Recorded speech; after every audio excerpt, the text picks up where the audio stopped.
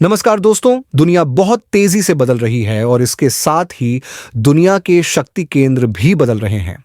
लेकिन जिस तरीके से इस नई दुनिया को चलाया जाना है, वह भी पूरी तरह से बदलता जा रहा है।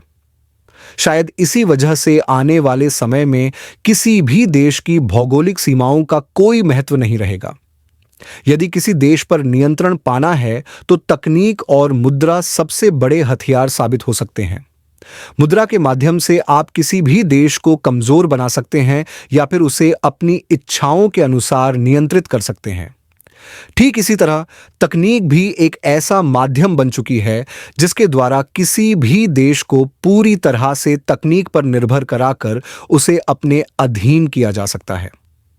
पुराने समय में जब कोई व्यक्ति अपने सामने किसी को चुनौती नहीं दे पाता था, तो वह सिर झुका लेता था या समझौता कर लेता था।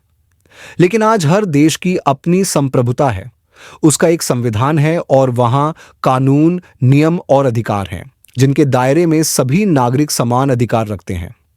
भारत का संविधान भी सभी को समान अधिकार देता है, लेकिन यदि शासन व्यवस्था धीरे धीरे कुछ गिने चुने हाथों में सिमट जाए और तकनीक ही सत्ता का सबसे बड़ा हथियार बन जाए, तो यह एक गंभीर चुनौती बन सकती है। यही कारण है कि आज इस विषय पर चर्चा आवश्यक हो गई है। 4 वर्ष पहले यानी 2021 में स्टारलिंक ने भारत में प्रवेश करने की कोशिश की थी, लेकिन भारत के नियम और कानून इतने सख्त थे कि यह संभव नहीं हो पाया। ठीक वैसे ही जैसे 2017 से 18 में क्रिप्टो करेंसी को भारत में लाने की योजना बनाई गई थी, लेकिन आरबीआई ने इसकी संभावित खतरों को भांपते हुए स्पष्ट रिपोर्ट दी और सरकार ने इस पर रोक लगा दी। प्रधानमंत्री और वित्त मंत्रालय ने भी इस पर सहमति नहीं दी, जिसके चलते भारत में क्रिप्टो करेंसी प्रवेश नहीं कर पाई। ठीक इसी तरह 2021 में स्टारलिंक की भी भारत में एंट्री नहीं हो पाई थी।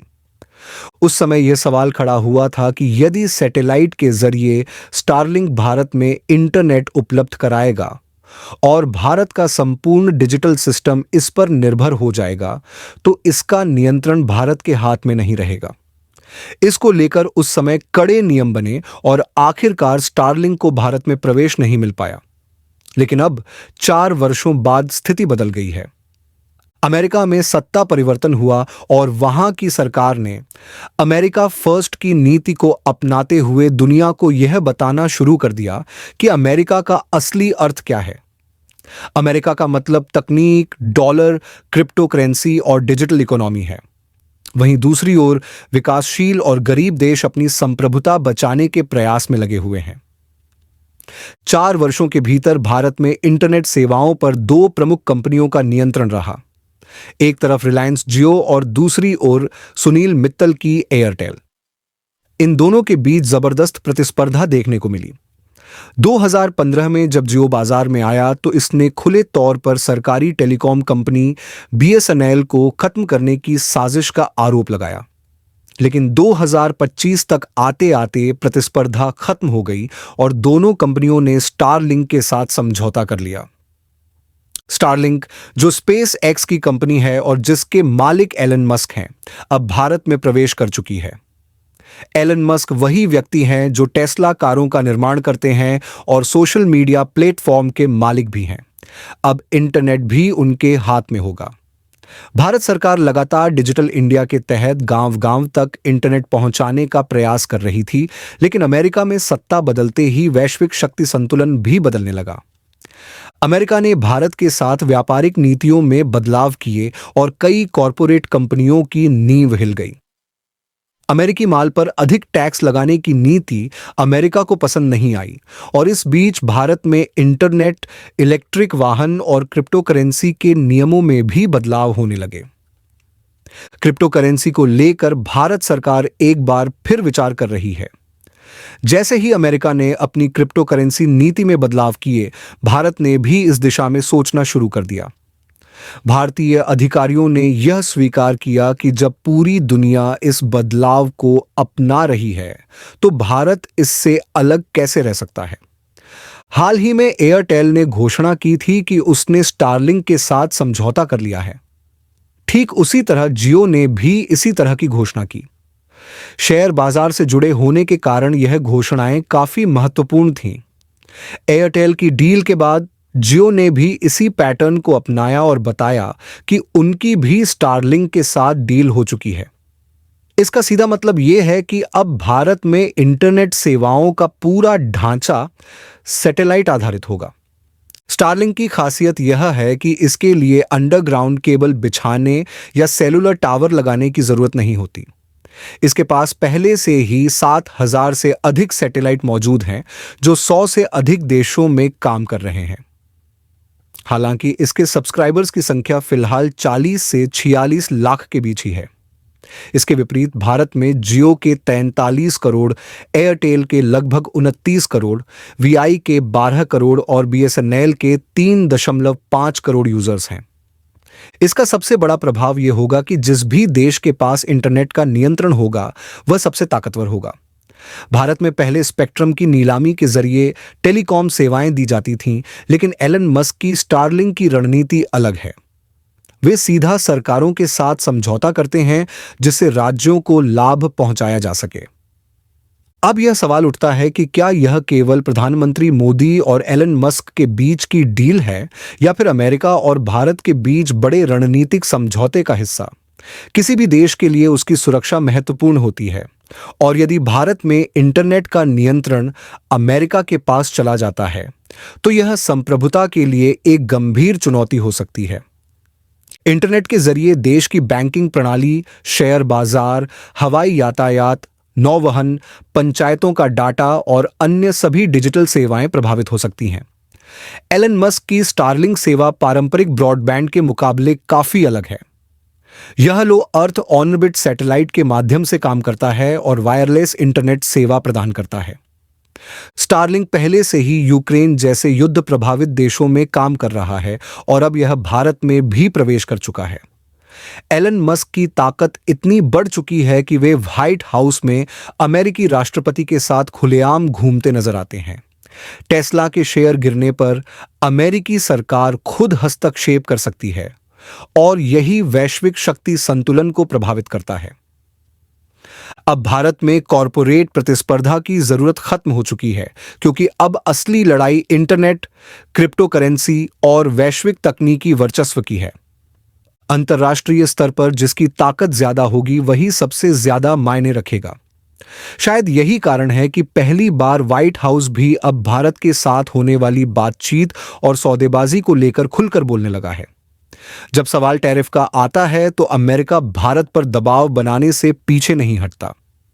कल रात ही व्हाइट हाउस की प्रवक्ता सामने आई और उन्होंने अपने हाथ में आंकड़े लिए हुए बताया कि भारत में अमेरिकी शराब पर कितना अधिक टैक्स लगाया जाता है। कृषि उत्पादों पर भी टैक्स कितना ज्यादा है, इसे विस्तार से समझाया गया। असल में यह सब भारत के साथ व्यापारिक समझौते से पहले एक तरह की चुनौती देने की रणनीति है। आप खुद देखिए। Look at India, 150% tariff on American alcohol. You think that's helping Kentucky bourbon be exported into India? I don't think so. 100% tariff on agricultural products from India. ये बातें सुनकर साफ हो जाता है कि अब दोस्ती और कूटनीति से ज्यादा व्यापार को प्राथमिकता दी जा रही है। रिश्ते सिर्फ राष्ट्राध्यक्षों के बेस्ट फ्रेंड कहने से नहीं चलते, बल्कि व्यापारिक लाभ पर आधारित होते हैं। अमेरिका अब यही कर रहा है, भारत को अपने लाभ की दृष्टि से परख रहा है। भारत में अमेरिका की डिजिटल एंट्री पहले से ही हो रही है, और अब अगला सवाल क्रिप्टोकरेंसी को लेकर उठ रहा है। यह इसलिए भी महत्वपूर्ण है क्योंकि जब स्टारलिंक और इंटरनेट सर्विस की बात आई थी, तब भारतीय दूरसंचार नियामक ट्राई ने इसे खतरनाक बताया था। विभिन्न मंत्रालयों की रिपोर्टों ने भी इसे लेकर चिंता जताई थी, लेकिन आज कोई भी मंत्रालय इसे लेकर ठोस बयान देने की स्थिति में नहीं है। ठीक इसी तरह जब क्रिप्टो करेंसी का सवाल उठा, तो आरबीआई ने इसे भारतीय अर्थव्यवस्था के लिए एक गंभीर जोखिम बताया। उन्होंने साफ शब्दों में कहा था कि यह आर्थिक अस्थिरता पैदा कर सकता है और एक चेतावनी की घंटी है। अब सवाल यह है कि क्या भारत वास्तव में क्रिप्टो करेंसी को अपना लेगा? नियम कायदे तो बनाए गए हैं, लेकिन अमेरिका जिस दिशा में आगे बढ़ रहा है, उसे देखकर भारत भी अपने रुख पर दोबारा विचार कर रहा है। अमेरिका में क्रिप्टो करेंसी को सरकारी स्तर पर स्वीकृति मिल रही है, जिससे भारत पर भी दबाव बढ़ रहा है। इस संदर्भ में अजय सेठ, जो आर्थिक मामलों के सचिव हैं, उन्होंने एक इंटरव्यू में कहा कि अन्य देशों का नजरिया बदल रहा है और भारत भी अपने रुख की समीक्षा कर रहा है। डोनाल्ड ट्रंप की क्रिप्टो फ्रेंडली नीति ने इस विषय को और चर्चा में ला दिया है। अमेरिका ने डिजिटल संपत्ति के लिए एक विशेष कार्य समूह बनाया है, जिसे नए विनियमन प्रस्ताव तैयार करने का निर्देश दिया गया है। इसके अलावा राष्ट्रीय क्रिप्टो भंडार बनाने की संभावनाओं की भी जांच की जा रही है। अमेरिका ने अन्य देशों से बातचीत करके क्रिप्टो करेंसी को लेकर एक साझा नीति बनाने की कोशिश भी शुरू कर दी है। भारत ने भी क्रिप्टो पर सख्त नियम लागू किए हैं। पिछले बजट में टैक्स लगाए गए और फाइनेंशियल इंटेलिजेंस यूनिट FIU ने कड़े कदम उठाए। दिसंबर 2023 में लगभग 9 ऑफशोर क्रिप्टो एक्सचेंजों को नोटिस जारी किया गया। मार्च अप्रैल 2024 में सबसे बड़े क्रिप्टो एक्सचेंज बिनांस ने भारत में रजिस्ट्रेशन करवाया, लेकिन फिर भी जून 2024 में $2,25,000 का जुर्माना लगाया गया। भले ही इंटरनेट और डिजिटल करेंसी की एंट्री हो रही हो, सवाल यह उठता है कि इन बदलावों से भारत की अर्थव्यवस्था कैसे प्रभावित होगी। सबसे पहली बात, अगर आपके हाथ में खुद का इंटरनेट नहीं है तो आपको किसी और के नियमों पर काम करना पड़ेगा और कोई भी आपसे अपनी शर्तों पर सौदेबाजी कर सकता है। दूसरा मुद्दा यह है कि अभी तो भारत खुद अपनी मुद्रा छाप सकता है, लेकिन अगर अर्थव्यवस्था क्रिप्टो करेंसी पर निर्भर हो गई तो भारत की वित्तीय नीति पर विदेशी प्रभाव बढ़ सकता है। आज कई देशों में ATM जैसी क्रिप्टो मशीनें लगी हुई हैं, जो स्थानीय करेंसी के बदले क्रिप्टो करेंसी उपलब्ध कराती हैं। ऑस्ट्रेलिया के मेलबर्न में ऐसी मशीनें पहले से मौजूद हैं। इसका मतलब यह है कि किसी देश की मुद्रा उसकी सबसे बड़ी शक्ति होती है। अमेरिका ने भी डॉलर की शक्ति को बनाए रखने के लिए ब्रिक्स को खुली चुनौती दी है।